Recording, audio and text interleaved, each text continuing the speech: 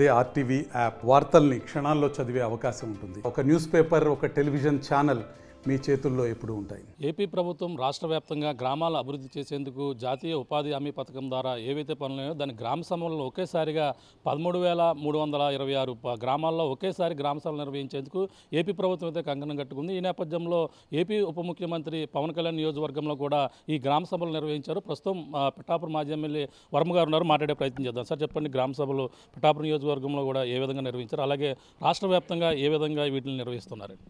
స్వర్ణ గ్రామ సభలో చాలా బ్రహ్మాండంగా ప్రజలు కూడా తండోపతండాలుగా వస్తూ ఉన్నారు.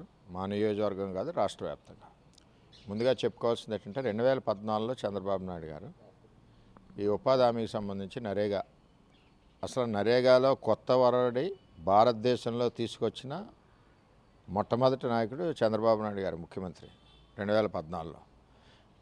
అంత ఎక్కువ నిధులు మన రాష్ట్రానికి తెచ్చుకున్నాం అంటే ఒక చంద్రబాబు నాయుడు గారి యొక్క సీనియారిటీ, తెలివితేటల వల్ల తెచ్చుకోగలిగాం. ఇందులో కూడా వేరే కూడా అటాచ్ చేయొచ్చా అన్న ఆలోచన కేంద్ర ప్రభుత్వానికి వచ్చే విధంగా చంద్రబాబు నాయుడు గారు 14-19లో బ్రహ్మాండమైన నిధులు తీసుకొచ్చారు.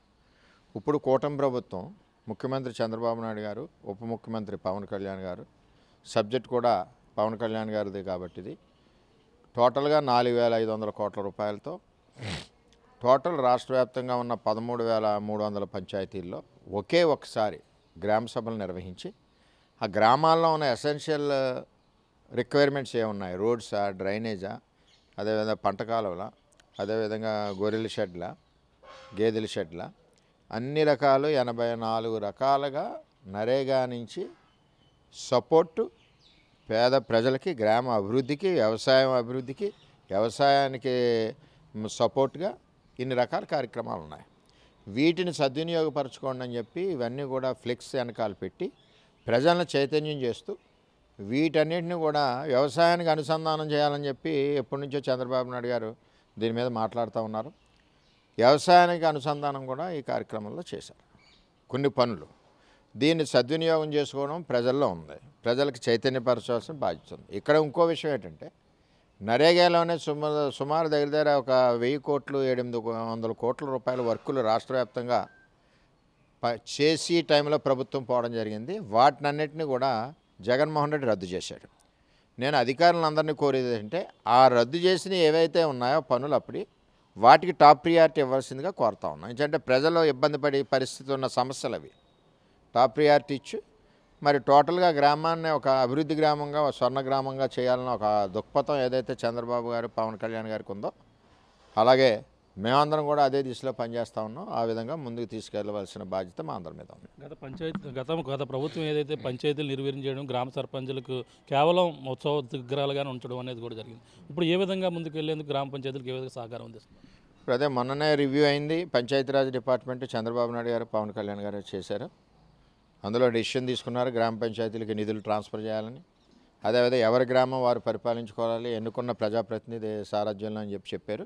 అంటే ఇప్పుడు ఒక సర్పంచ్కి గౌరవం ఉంటుంది. ఆ గ్రామంలో ఏదైనా వ్యాధులు వచ్చినా చేసినా మరి ఎక్కడికక్కడ శానిటేషన్ చేసుకోవడానికి, స్ప్రేయింగ్ చేసుకోవడానికి నిధులు ఉంటున్నాయి. ఏదైనా చిన్న చిన్న పనులు ఉన్న రోడ్లు రిపేర్లు ఉన్నాయన్న నిధులు అందుబాటులో ఉంటున్నాయి. అంటే సర్పంచ్ని ప్రజలు ఎన్నుకున్నారు కాబట్టి ప్రజల్ని గౌరవిస్తున్నారు చంద్రబాబు నాయుడు గారు, పవన్ కళ్యాణ్ గారు. అంటే గ్రామ పరిపాలన మహాత్మా గాంధీ కళ్ళగన్న గ్రామ పరిపాలన జరగాలని చంద్రబాబు నాయుడు గారు ఉన్నప్పుడు కూడా 14-19లో సర్పంచ్లు ఎవరికి ఇబ్బంది లేకుండా ఎప్పటికప్పుడు ఫండ్స్ అక్కడ డైరెక్ట్ వచ్చి డైవర్షన్ చేయలేదు. ఒక జగన్మోహన్ రెడ్డి ప్రభుత్వంలోనే టోటల్ ఫండింగ్ డైవర్ట్ చేసి సర్పంచ్లను ఉత్సవగ్రహాలుగా చేశారు. ఆ పరిస్థితి ఉండకూడదు కూటమి ప్రభుత్వంలో అని చెప్పి ఇప్పుడు వారికి నిధులు సెపరేట్గా వారికి వెళ్ళి నిధులు వారికి పంపించి వారి ఆధ్వర్యంలో గ్రామాల అభివృద్ధి చెందాలని ఆలోచన చేస్తున్నాం. పిఠాపురం నియోజకవర్గంలో ఈరోజు గ్రామ సభలో ఏవేవి కార్యక్రమాల కోసం ప్రస్తుతం నియోజకవర్గం మొత్తం చర్చించడం జరిగింది? ఎక్కువగా ఈవేళైతే చిత్రాడ గ్రామ సభలో అక్కడ ఉన్న లోకల్ ఈబీసీ కాలనీకి సంబంధించి చాలా ఇబ్బందికర పరిస్థితి. ఆ గ్రామాన్ని నేనున్నప్పుడు 6 కోట్ల రూపాయలతో అభివృద్ధి చేసాం. ఇంకా చాలా ఇబ్బందులు ఉన్నాయి. అవన్నీ కూడా మహిళలు వీళ్ళందరూ కూడా వచ్చి మరి రిప్రజెంటేషన్ చేశారు. దానికి రిప్రజెంటేషన్కి అనుగుణంగా అధికారులు రేపు వెళ్ళి చెక్ చేసుకుని ఎస్టిమేషన్లు వేసుకుని పనులు ప్రారంభిస్తారు. మొత్తం పిఠాపురం అంతా కూడా ఎక్కువగా ఇదివరకు ప్రభుత్వం ఉన్నప్పుడే 65% వరకు మేము పూర్తి చేసాం, 70% వరకు. మిగిలిన 30% కూడా డ్రైన్లు, రోడ్లు, మంచినీళ్ళ సమస్యలు, అదే రైతులు పంట కాలం సమస్యలు, ఈ సమస్యలన్నింటి మీద చర్యలు తీసుకుంటాం. ఈరోజు సీఎం కూడా చంద్రబాబు నాయుడు కూడా ఈ కోనసీమ జిల్లాలో పర్యటన ఉంటుంది. పర్యటన కూడా ఎలా ఉండబోతుంది? పర్యటన అంటే ఇప్పుడు ఇదివరకు జన్మభూమి కార్యక్రమాలు అవునండి, ఇవన్నీ అంటే ప్రజల వద్దకు పరిపాలన, ప్రజల యొక్క నిర్ణయాలకు అనుగుణంగా ప్రభుత్వాలు నడాలన్న ఒక ఆలోచన చంద్రబాబు నాయుడు గారిది. ప్రజా సమస్యలని వారు అడిగిన సమస్యలు మనం పూర్తి చేసే విధంగా పనిచేయాలన్న ఒక ఆలోచన చంద్రబాబు నాయుడు గారు. అందులో భాగంగానే చంద్రబాబు నాయుడు గారు ఇక్కడ మన ఉమ్మడి కొత్తపేట నియోజకవర్గంలో గ్రామ సభకు వెళ్తున్నారు.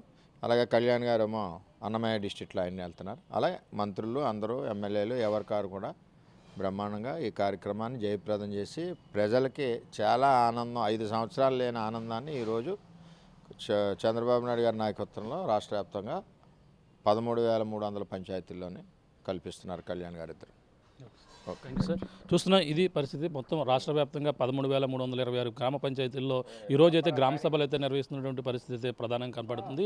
ఏదేమైనా గ్రామాలకైతే పూర్వవైభవం వచ్చే విధంగా అన్ని విధాలుగా కూడా కృషి చేయించుకు కూటమి ప్రభుత్వంతో పాటు అలాగే పక్కన చంద్రబాబు నాయుడు గారు కోనసీమ జిల్లాలో కూడా పర్యటించి ఈరోజు గ్రామ సభలు అయితే ప్రారంభించేందుకు అన్ని ఏర్పాట్లు కూడా చేయడం జరిగింది. అంతేకాకుండా ఏపీ ఉప ముఖ్యమంత్రి నియోజకవర్గంలో కూడా పిఠాపురం నియోజకవర్గంలో పలు సమస్యలపై మొత్తం గ్రామీణ ఉపాధి హామీ పనుల పథకం ద్వారా దాదాపుగా 4,500 కోట్ల రూపాయలు అలాగే 87 రకాల ప్రధానంగా అన్ని మొత్తం రాష్ట్ర వ్యాప్తంగా ఈ విధంగా నిర్వహించేందుకు అలాగే గ్రామాల అభివృద్ధి పరిచేందుకు అలాగే గతంలో గ్రామాల్లో ఉన్నటువంటి సర్పంచులు ఉత్సవ విగ్రహాలు కానీ పెట్టడం జరిగింది. కానీ వాళ్ళందరూ కూడా అన్ని రైట్స్ ఇచ్చేందుకు గ్రామాల అభివృద్ధి పరిచేందుకు ఈరోజు ఏర్పాటు చేసినటువంటి గ్రామ సభలు అయితే భారీ ఎత్తున ఏపీ వ్యాప్తంగా ఒకేసారి ఒకే రోజును రికార్డు స్థాయిలో నిర్వహించడం అనేది కూడా గత ఎన్నడూ లేని విధంగా ఈ విధంగా నిర్వహించడం అనేది కూడా ఒక కూటమి ప్రభుత్వం తీసుకుంటుందని చెప్పేసి అన్నారు. ఈ విధంగా గ్రామాల అభివృద్ధికి అనే విధంగా అన్ని రకాలుగా అభివృద్ధికి కూడా తోడ్పడుతుందని చెప్పేసి ఈ గ్రామ సభలు ఎంతో ఉపయోగపడతాయని చెప్పేసి పిఠాపురం మాజీ ఎమ్మెల్యే అలాగే వైఎస్వీఎస్ వర్మ గారు చెప్తున్న పరిస్థితి ప్రధానంగా చెప్పాలి. దిక్కునున్న తాజా పరిస్థితి కెమెరా రాముతో ప్రకాష్ RTV పిఠాపురం నుంచి. మరిన్ని వీడియోస్ కోసం ఛానల్ ని సబ్స్క్రైబ్ చేయండి, లేటెస్ట్ అప్డేట్స్ కోసం వాట్సాప్ ఛానల్ ని ఫాలో చేయండి అండ్ లింక్ డిస్క్రిప్షన్ లో ఉంది.